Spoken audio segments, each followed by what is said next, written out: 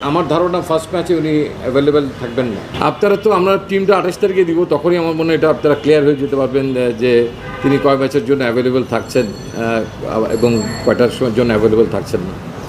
At least আমার ধারণা first ম্যাচে উনি অ্যাভেলেবেল থাকবেন না। তার সঙ্গে যোগাযোগ করা হয়েছে, যে যোগাযোগের আউটকাম হচ্ছে যে এই মাসের শেষ নাগাদ তিনি বাংলাদেশে আসবেন এবং বাংলাদেশে আসলে দেয়ার ইজ এ পসিবিলিটি যে ডিপিএলে তিনি একটা দুটো ম্যাচ ওখানে একটা খেলার সুযোগ থাকবে।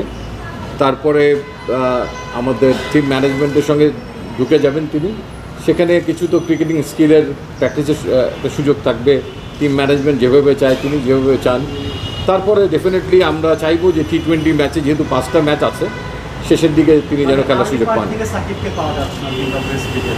এক্স্যাক্টলি।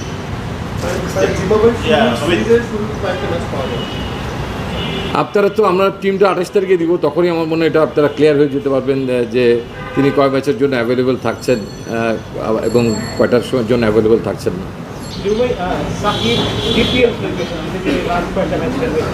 টিম বন্ডিং একটা ব্যাপার থাকে, বিশ্বকাপে যাবে, তার টিমের সাথে থাকাটা একটা বড় বিষয় হতে পারে। ডিপিএল না খেলে তাকে জিম্বাবুয়েতে 7 দলের সাথে থাকাটা কি বেশি পায় কিনা? দেখেন, যে কোনো একজন খেলোয়াড়কে একটা প্রসেসের মধ্যে দিয়ে আসতে হবে। তিনি বিদেশ সফর করে আসবেন, তার সফরজনিত ক্লান্তি থাকবে, এই গরমের সঙ্গে অ্যাডজাস্টমেন্টের ব্যাপার থাকবে এবং তারপরেও ডেফিনেটলি তাকে বাংলাদেশ টিম ম্যানেজমেন্টের সঙ্গে কাজ করেই তারপরে ম্যাচে ফিরতে হবে যত দ্রুত সম্ভব। তো সেই জিনিসগুলো কিন্তু আমরা লক্ষ্য রাখবো। টিম বন্ডিংয়ের ব্যাপারে আমার মনে হয় যে he knows how to gel with the team. So এটা কোনো সমস্যা হবে না, কারণ আমাদের 5টা ম্যাচ আছে জিম্বাবুয়ের সঙ্গে, তারপরে ইউএসের সঙ্গে আমেরিকাতে গিয়ে আমরা কয়েকটা ম্যাচ খেলবো। তো কাজেই বিশ্বকাপ শুরু হওয়ার আগে আমার মনে হয় অনেকগুলো খেলা এবং অনেকগুলো দিন আছে একসঙ্গে তারা কাটাতে পারবে।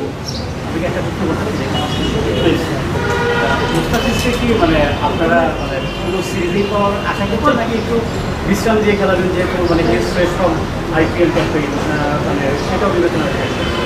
অ্যাটলিস্ট আমার ধারণা ফার্স্ট ম্যাচে উনি অ্যাভেলেবেল থাকবেন না, বিকজ উনি আসবেন, ওনাকে একটু আমাদের মেডিকেল টিমের স্ক্রিনিং প্রোগ্রামের মধ্যে দিয়ে যেতে হবে। সো দ্যাট তারপরে ডিমান্ড করবে যে আমরা বুঝে নেওয়ার চেষ্টা করব যে তার সঙ্গে কথানো হবে। তো আমি বিশ্বাস যে তিনি ফার্স্ট ম্যাচে অ্যাভেলেবেল হতে থাকবেন না। শুনেছি যে 1 তারিখের মধ্যে হচ্ছে 1 মেতে ICC-কে টিমটা দিতে হবে বিশ্বকাপে। তো এর আগেই কি আপনারা ঘোষণা করে দেবেন কিনা, ওই দিনই ঘোষণা করে দেবেন? একটা বিষয় হচ্ছে যে যেহেতু বিশ্বকাপের টিমটা যেমন ইউএসএতেও যাচ্ছে, ওই টিমটাই কি যাচ্ছে কিনা? এখানে একটা জিনিস দেখেন যে আমরা সর্বোচ্চ অ্যাডভান্টেজটা নেওয়ার চেষ্টা করব। 1 তারিখের মধ্যে টিমটা জমা দেওয়া, এটা একটা ICC-র একটা বাধ্যবাধকতা করে দেওয়া হয়েছে, যদি এটা এক্সটেন্ড করা না হয় ডেটটা। তো এই দলটাই যে আমাদের বিশ্বকাপের দল হবে এমন কোনো কথা নাই। এর মধ্যে অনেকগুলো খেলা থাকবে, ইনজুরি হতে পারে, অনেক কিছুই হতে পারে।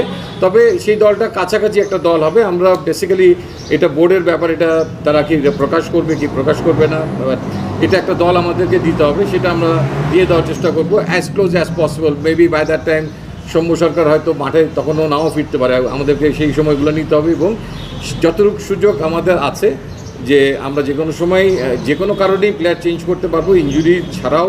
তো সেই সুযোগগুলো আমরা নিব। সেগুলো হলে হয়তো তার জন্য ফর্মালি হয়তো পরে একটা ডিসকাশনের টিম ডিক্লেয়ারের একটা সুযোগ থাকবে। অফিসিয়ালি আনঅফিসিয়ালি হয়তো আমরা পাঠিয়ে দেবো যেটা আমাদের দাপ্তরিক কাজ করার, সেটার জন্য হয়তো করা হবে। একটা পেস বোলিং অলরাউন্ডারকে সবাই খুঁজছে, মাঝখানে সাইফুদ্দিন অফ ফর্মে ছিল, বিপিএলের জন্য সে আবার সেই ফর্মে ফিরেছে, ঢাকা প্রিমিয়ার লিগেও পারফর্ম করছে, যদি হালকা নিগলস আছে। সব কিছু মিলে সাইফুদ্দিনের ফিরাটা আপনি আপনারা কতটা পজিটিভলি দেখছেন? ইয়েস, ডেফিনেটলি সাইফুদ্দিন একজন উদীয়মান খেলোয়াড়। যার ইনজুরি না হলে হয়তো তিনি আরও অনেকগুলো ইন্টারন্যাশনাল ম্যাচের এক্সপিরিয়েন্স গেইন করতে পারতেন। বাট দিন শেষে পারফরমেন্স একটা বড় ইস্যু। সাইফুদ্দিন হয়তো তার ব্যাটিংয়ে কিছুটাই এগিয়ে আছেন, আবার বোলিংয়ের দিক থেকে তার কম্পিটিটর আছে। So that it's a good opportunity for him as well এই জিম্বাবুয়ে সিরিজটা তার স্বরূপে ফেরার জন্য মনে করি, because we have lot of interest on him. ভাই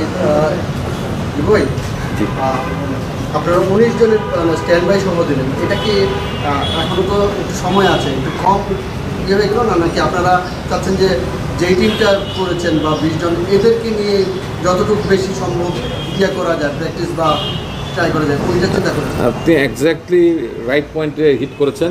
ইনফ্যাক্ট আমাদের হাতে যদি 8 দিন 10 দিন সময় থাকতো তাহলে হয়তো এখানে আরও কিছু খেলোয়াড় আমরা সংযোজন করতাম, বাট আনফর্চুনেটলি মাত্র 3 দিন সময়, সো দ্যাট যারা প্রসপেক্টিভ এবং প্রায়োরিটাইজ প্লেয়ার তাদেরকে নিয়েই আসলে ক্যাম্পটা করা হচ্ছে। কিছু সাপোর্ট ফিল্ডার্স বোলার যেগুলো নেটে থাকে সেগুলো আমরা লোকালি প্রকিউর করে নেব আর কি। আপনারা একটা দল পেয়েছেন যেটাকে আমরা বলছি যে আমাদের এটা একটা প্রিপারেশন ক্যাম্পের দল। বেসিক্যালি জিম্বাবুয়ে সফরের আগেই দলটা আমরা ঘোষণা করলাম, কারণ কালকে আমাদের একটা মিটিংও ছিল এবং আগের সূত্র ধরেও যদি বলি তো আসলে আমরা প্রিপারেশনের জন্য খুব একটা সময় সবসময় পাই না। সেটা দ্বিপাক্ষিক সিরিজেও এই অভাব আমরা বোধ করি এবং আন্তর্জাতিক কোনো বড় গ্লোবাল টুর্নামেন্টে খেলার সময় আমরা এটা বোধ করি। তো এই একই ফর্মেটে আমাদের জিম্বাবুয়ের সঙ্গে সামনে খেলা আছে ঘরে, তারপরে আমাদের ইউএসের সঙ্গে 3টা ম্যাচ আছে এবং তারপরে আমাদের T20 বিশ্বকাপে আমরা ঢুকে যাব। সো দ্যাট একটা ম্যাচ সিনারিওতে কিছু প্র্যাকটিস হবে এখানে এবং এই T20 ফর্মেটে বিভিন্ন সময়ে বিভিন্ন পরিস্থিতিতে কিভাবে আমাদের খেলার অ্যাপ্রোচ হবে, প্ল্যানিংটা কী দাঁড়াবে, ব্যাটসম্যানের কী রোল থাকবে, বোলারদের কী রোল থাকবে, সে ব্যাপারে তাদেরকে আমাদের টিম ম্যানেজমেন্ট এবং হেড কোচ মানে সাপোর্ট স্টাফরা তারা একটা ব্রিফ ধারণা দিবে। সে ব্যাপারগুলো তাদেরকে মৌখিকভাবে জানানো হবে এবং 26, 27, 28 এই 3 দিন চট্টগ্রামে সেন্টার উইকেটে ম্যাচ সিনারিওতে প্র্যাকটিসটা করা হবে এবং দেখা হবে কে কত টার্গেটের কাছাকাছি পৌঁছাতে পারছে, অথবা বোলাররাও কী কারণে ব্যর্থ হচ্ছেন কিংবা সফল হচ্ছেন, ব্যাটসম্যানরাও যদি সেই তাদের আকাঙ্ক্ষিত যে জব লোডটি দেওয়া হবে সেটা যদি করতে পারে ওয়েল অ্যান্ড গুড, কিংবা যদি সেটা না পারে তাহলে কোথায় কোথায় কারেকশন দরকার আছে। এই 3 দিনের মধ্যে অল্প একটা সময় একটা উইন্ডো বের করা গেছে আমাদের হেড কোচ এবং তার সাপোর্ট স্টাফদের নিয়ে। বেসিক্যালি এটি একটা প্ল্যান করা হয়েছে এবং 28 তারিখে এটা শেষ হবে।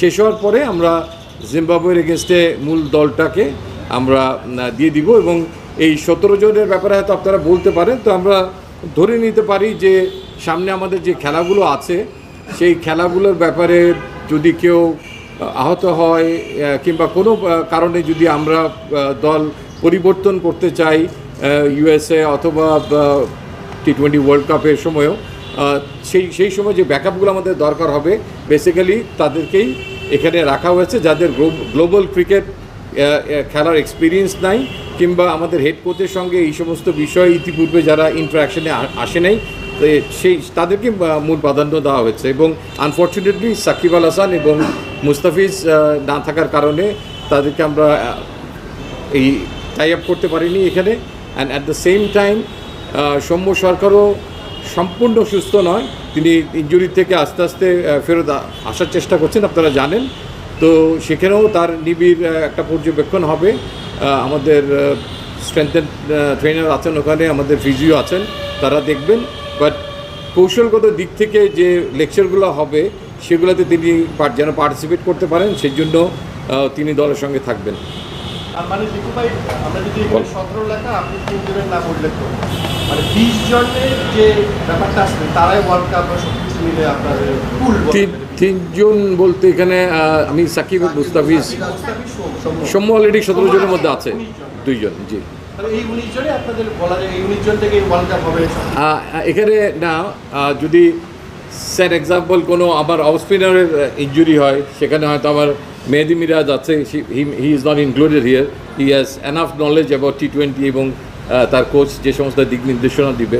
সো সেরকম কিছু 2-1 জন হয়তো লেফট ওভার থাকবে যাদের ঠিক প্রয়োজন নেই।